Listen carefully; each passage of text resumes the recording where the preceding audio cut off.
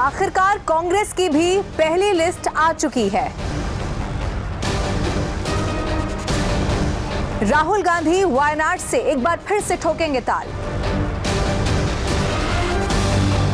लेकिन रायबरेली और अमेठी पर सस्पेंस अब भी बरकरार।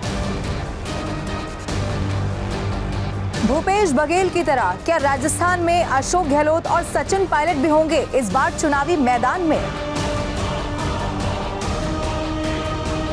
आज कांग्रेस की इस पहली लिस्ट के सियासी मायने क्या है, चुनाव से जुड़े हुए क्या बड़े संदेश देती हुई ये पहली लिस्ट कांग्रेस की तरफ से जारी कर दी गई है, एक एक इसकी अहम बात मैं आपको बताने वाली हूं। इसीलिए आज कांग्रेस की लिस्ट क्या कहती है, इसी को लेकर शुरू करते हैं बात चुनाव की।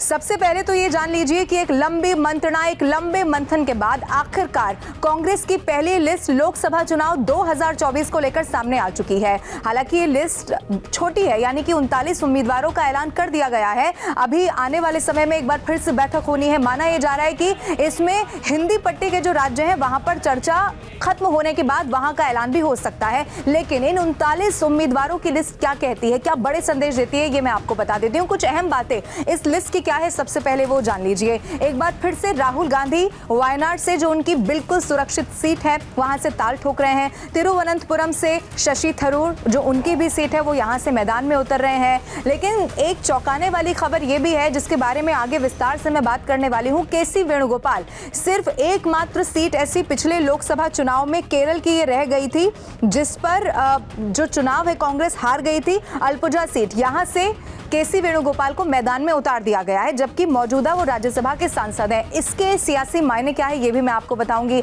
एक और नाम जिसने सबको चौंका दिया वो भूपेश बघेल का था। भूपेश बघेल, जो कि छत्तीसगढ़ के पूर्व मुख्यमंत्री हैं, उनको राजनांदगांव से चुनावी मैदान में उतार दिया गया है।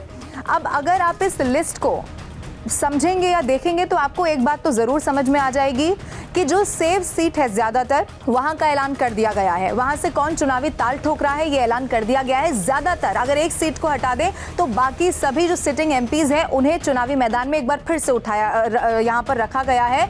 और ये कोशिश की गई है कि कोई भी रिस्क ऐसी सीट पर जो कांग्रेस की परंपरागत या सेफ सीट है वहां से ना लिया जाए। लेकिन इन सबके बीच में एक सबसे बड़ा सवाल तब उठा जब केसी वेणुगोपाल के साथ साथ भूपेश बघेल का नाम भी सामने आ गया। इसके सियासी मायने क्या है ये मैं आपको बताती हूँ। केसी वेणुगोपाल की सबसे पहले बात करते हैं, जो मौजूदा राज्यसभा के सांसद हैं। ये जानते हुए भी पार्टी ने उन्हें टिकट दे दिया है। अब इसी को लेकर सवाल ये है कि क्या ये एक संदेश उन तमाम बड़े नेताओं को देने की कोशिश की गई है, चाहे वो लोकसभा या राज्यसभा की बात हो, कि अब कांग्रेस इस मोड से चुनाव लड़ने की तैयारी में है कि सारे दिग्गजों को मैदान में उतार दिया जाएगा। और क्या ये केसी वेणुगोपाल के नाम आने के साथ सबको मैसेज क्लियर हो गया होगा? क्योंकि आप अगर देखेंगे तो ज़्यादातर जो हिंदी पट्टी के राज्य हैं वहाँ पर अभी तक एक भी उम्मीदवार का ऐलान नहीं किया गया है। या फिर और सरल भाषा में मैं कहूं तो जहां पर कांग्रेस की सीधी सीधी टक्कर भारतीय जनता पार्टी से होती है वहां पर अभी उम्मीदवारों का ऐलान नहीं किया गया है।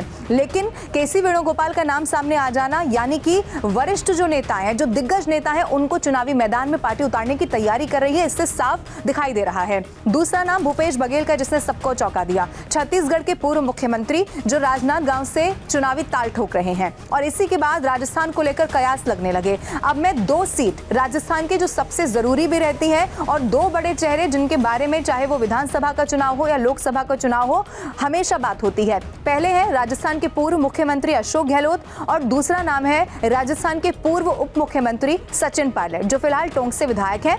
अब मैं अशोक गहलोत के बारे में सबसे पहले आपको बताती हूँ। जोधपुर से वो आते हैं और जोधपुर से जो मौजूदा सांसद हैं वो है गजेंद्र सिंह शेखावत। उनकी भी ये परंपरागत सीट है और जो बीजेपी की पहली लिस्ट जारी हुई है उसमें भी जोधपुर सीट से यही जो गजेंद्र सिंह शेखावत है उन्हें चुनावी मैदान में उतारा गया है। अब 2019 का अगर आप लोकसभा चुनाव याद करेंगे तो 2019 में अशोक गहलोत के बेटे वैभव गहलोत को टिकट दिया गया जोधपुर सीट से, लेकिन वो गजेंद्र सिंह शेखावत से चुनाव हार गए, लिहाजा गजेंद्र सिंह शेखावत मौजूदा सांसद हैं। लेकिन अब क्या कांग्रेस पार्टी अशोक गहलोत के कद को देखते हुए भी, चूंकि मैं आपको बता दूं वो मुख्यमंत्री रहे हैं, तो क्या इस कद को देखते हुए कांग्रेस पार्टी एक बार जो ये पहला ट्राई कर सकती है, जोधपुर से अशोक गहलोत को चुनावी मैदान में उतार सकती है, इसके लिए जरूर उनकी दूसरी सूची का इंतजार करना होगा। अब राजस्थान के ही लिए दूसरी बात करते हैं सचिन पायलट की।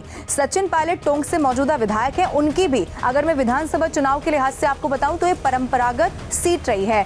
वहां पर जो क्रेज या मैं फैन फॉलोइंग कहूं सचिन पायलट की, वो समय समय पर हमने देखी है। तो अब क्या उनके चेहरे पर इस बार लोकसभा, चूंकि अगर पिछले 2019 के आप रिजल्ट देखेंगे तो 25 लोकसभा की सीटें पूरा क्लीन स्वीप यहां पर भारतीय जनता पार्टी ने किया। सिर्फ एक सीट नागौर जहां पर अलायंस था हनुमान बेनीवाल के साथ, वहां पर भी जीत दर्ज की थी, लेकिन बाकी 24 की 24 सीटें बीजेपी ने खुद अपने दम पर हासिल की थी। अब यहां से सुखबीर सिंह जौनपुरिया जो टोंक से मौजूदा सांसद हैं, 2 बार से वो लोकसभा का चुनाव जीत रहे हैं। तो क्या अब सचिन पायलट को लोकसभा चुनाव के लिहाज से मैदान में उतारकर एक बड़ा मास्टर स्ट्रोक कांग्रेस पार्टी चल सकती है? ये भूपेश बघेल का नाम आने के बाद चर्चा होने लगी है, सवाल भी बना हुआ है। इसके लिए भी इंतजार दूसरी सूची का करना होगा। लेकिन अब एक बार फिर से मैं इस लिस्ट की बात करती हूं, क्योंकि पहले जो कांग्रेस के दिग्गज हैं या फिर इस सीट का ऐलान करते हुए भी यही कह रहे थे कि जो जातिगत समीकरण है उसे भी बैलेंस करना होगा और हर वर्ग का ख्याल रखा जाए, ये भी देखना होगा। अब इसमें कितने कैंडिडेट्स कौन सी कैटेगरी से आते हैं जिन्हें टिकट मिला है, ये भी मैं आपको बताती हूँ। सबसे पहले आप ये जान लीजिए कि जो 39 उम्मीदवार घोषित कर दिए गए हैं, उनमें से 15 ऐसे उम्मीदवार हैं जो जनरल कैटेगरी, जो सामान्य वर्ग से आते हैं। इसके अलावा 24 उम्मीदवार SC, ST, OBC से ताल्लुक रखने वाले हैं। और इस लिस्ट की खास बात यह है कि 5 महिलाओं को भी मैदान में उतार दिया गया है। अब एक सवाल जिसका जवाब जानने के लिए शायद आप इस सूची का इंतजार कर रहे होंगे, लेकिन वो जवाब अभी तक नहीं मिल पाया है। सवाल ये है कि अमेठी और रायबरेली का क्या होने वाला है। और ये सवाल इसीलिए है क्योंकि अमेठी से पिछली बार भी राहुल गांधी ने चुनाव लड़ा, स्मृति ईरानी मौजूदा सांसद हैं, लेकिन वो चुनाव हार गए। तो सवाल ये है कि क्या अमेठी से इस बार राहुल गांधी नहीं लड़ने वाले हैं? और सवाल ये भी है कि अगर राहुल गांधी नहीं तो कांग्रेस का वहां से उम्मीदवार कौन होने वाला है।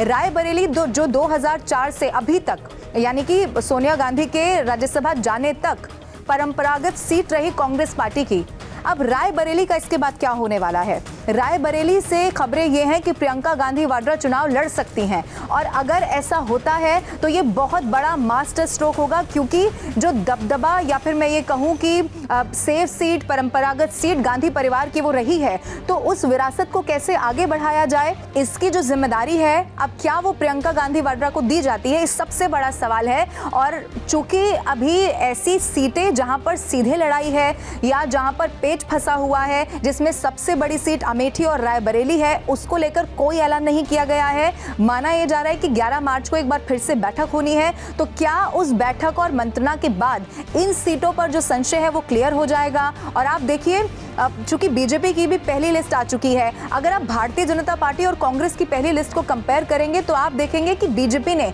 अपने जितने भी दिग्गज हैं, ज्यादातर उनका नाम ऐलान कर दिया गया है। उत्तर प्रदेश की खास तौर पर ज्यादा सीटों पर फोकस किया गया है। उत्तर प्रदेश सबसे ज्यादा लोकसभा सीटों वाला उत्तर प्रदेश। शुरुआत ही इस बात से हुई कि प्रधानमंत्री नरेंद्र मोदी एक बार फिर से वाराणसी से ताल ठोकने वाले हैं, लेकिन अभी तक भी हिंदी पट्टी के जो राज्य हैं उसको कांग्रेस ने यहाँ पर छुआ नहीं है, यानी कि अभी तक ऐसा कोई भी नाम सामने नहीं आया है जो उत्तर प्रदेश, मध्य प्रदेश या फिर आप वहाँ राजस्थान जाएंगे वहाँ से सामने आता हो। इसीलिए इंतजार ये करना होगा कि क्या कांग्रेस पार्टी दूसरी सूची में या फिर आने वाली किसी भी सूची में इन राज्यों के बारे में क्या ऐलान करती है। और सवाल ये भी कि आखिर अमेठी और रायबरेली का क्या होने वाला है। लेकिन इन सब के लिए इंतजार कांग्रेस की अगली सूची का जरूर करना होगा।